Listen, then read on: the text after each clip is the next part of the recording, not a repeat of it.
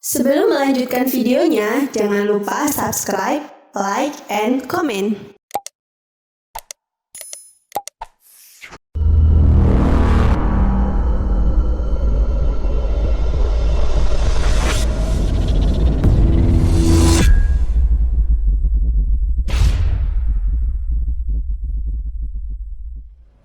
Assalamualaikum warahmatullahi wabarakatuh.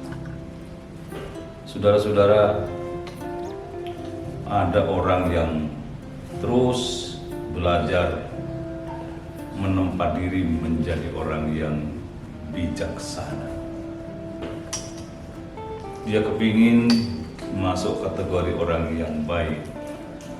Ya, bahasa kita setidaknya dia menjadi orang bijaksana, begitulah. Bagaimana caranya menjadi orang bijaksana?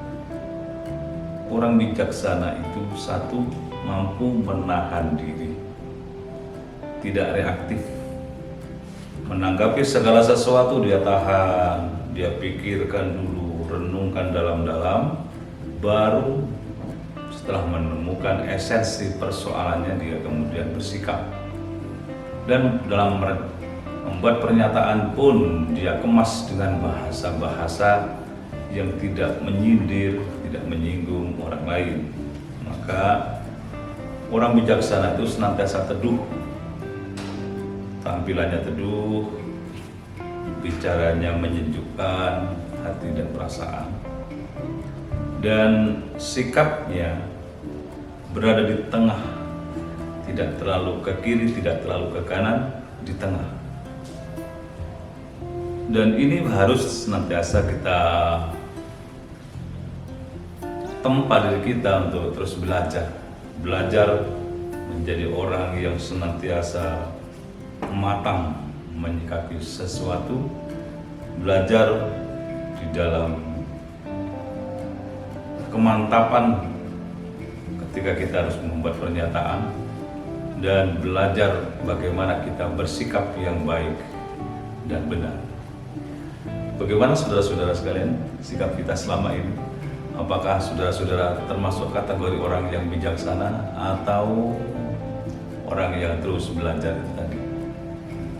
Tidak apa-apa saudara sekalian, kita tidak termasuk golongan orang bijaksana sementara, tapi terus ada kemauan untuk belajar dan belajar. Maka saudara-saudara sekalian, dalam membuat pernyataan dan pembicaraan kita, setidaknya ada 3 kata yang harus senantiasa menjadi warna keseharian kita. Pertama, biasakan kita menyatakan minta tolong kepada orang lain. Minta tolong ya, coba dipikirkan matang-matang. Minta tolong ya, coba itu dibantu. Minta tolong ya, coba itu dibersihkan, dan seterusnya. Ada kata minta tolong untuk mengemas dan sekaligus mengubur kesan memerintah atau instruksi kepada orang lain. Orang itu kalau disuruh, apalagi ada kesan instruksi, dia akan merasa malas melaksanakannya karena sadar dia yang menyatakan itu bukan siapa-siapa dari kita, bukan apa-apa, dan tidak punya nilai lebih dibandingkan dengan orang yang diajak bicara. Minta tolong itu akan melembutkan rasa. Dia jauh dari kepongahan, dan orang lain akan dihargai jati dirinya, esensi dirinya, dan kita tidak meremehkan orang lain. Kata minta tolong ini memang bahasa yang seolah merendahkan diri kita, tetapi sebenarnya meninggikan derajat kita bersama. Dengan kata minta tolong, maka diri kita ini akan dihargai oleh sesama. Rekomendasi pertama, saudara-saudara sekalian, biasakan kita mewarnai pembicaraan kita dengan kata minta tolong, dan minta tolong. Yang kedua, saudara-saudara sekalian, biasakan kita memperbanyak kalimat terima kasih. Terima kasih. Terima kasih. Terima kasih itu sebenarnya ada 2 hal. Kepada sesama manusia kita berterima kasih atas jasa baiknya atas kontribusi dan pengorbanannya. Berterima kasih kepada sesama manusia itu kita sebenarnya membuat orang lain semakin merasa bahwa apa yang dikerjakannya dihargai atau mendapat penghargaan, mendapat reward secara verbal dengan kata-kata dan kalimat itu. Terima kasih.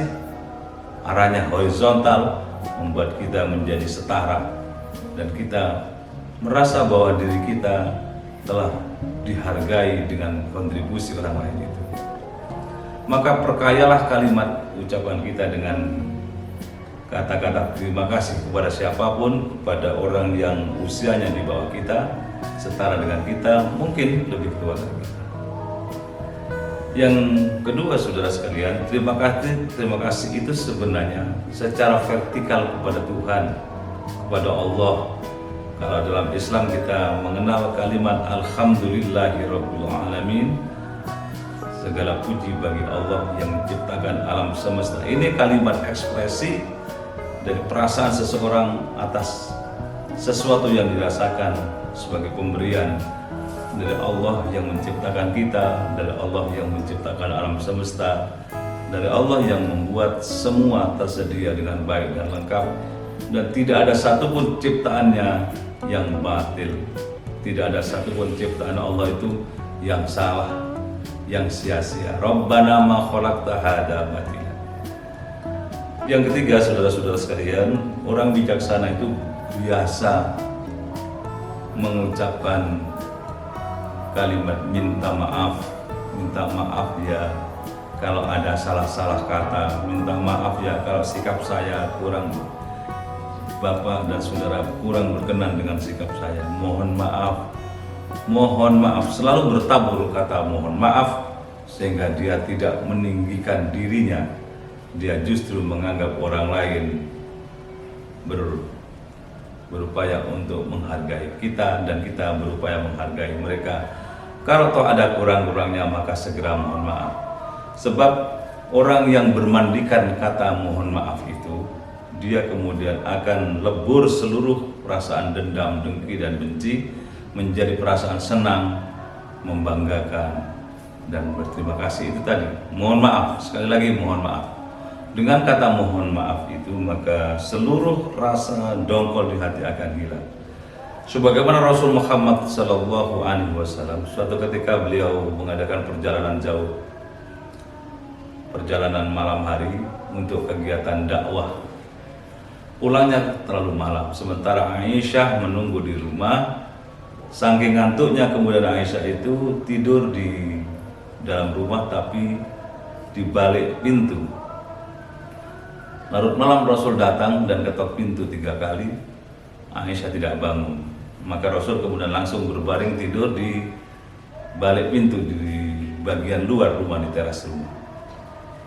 Apa yang terjadi, saudara-saudara sekalian? Ketika Rasul tengah malam bangun untuk sholat tahajud, beliau kaget. Saya tidur di mana? Oh, saya tidur di teras rumah karena membangunkan Aisyah tidak bangun.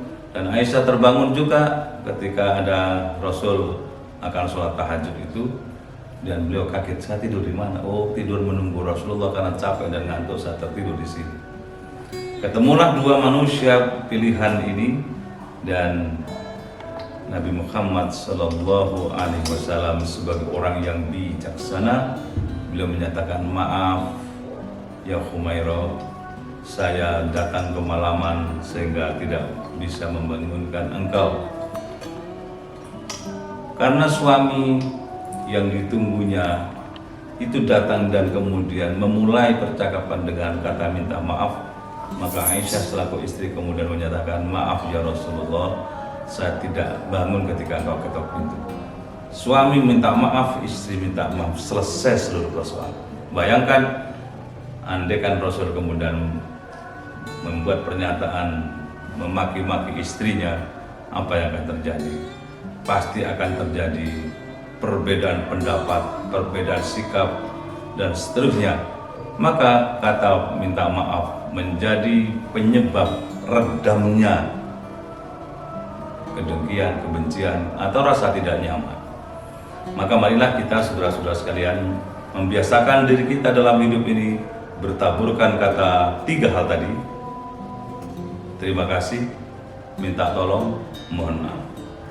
Mudah-mudahan ketiga kalimat ini mewarnai kehidupan kita, pembicaraan kita, pikiran kita, tindakan kita, sehingga kita menjadi orang yang bijaksana dalam hidup ini, dan orang lain pun menghargai kita sebagai orang yang penuh dengan kehati-hatian, penuh dengan penghargaan, dan dia kemudian tidak akrab dengan kesombongan dan kesombongan diri. Terima kasih, selamat berjuang saudara-saudara.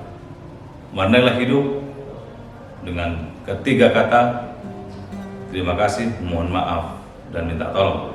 Assalamualaikum warahmatullahi wabarakatuh.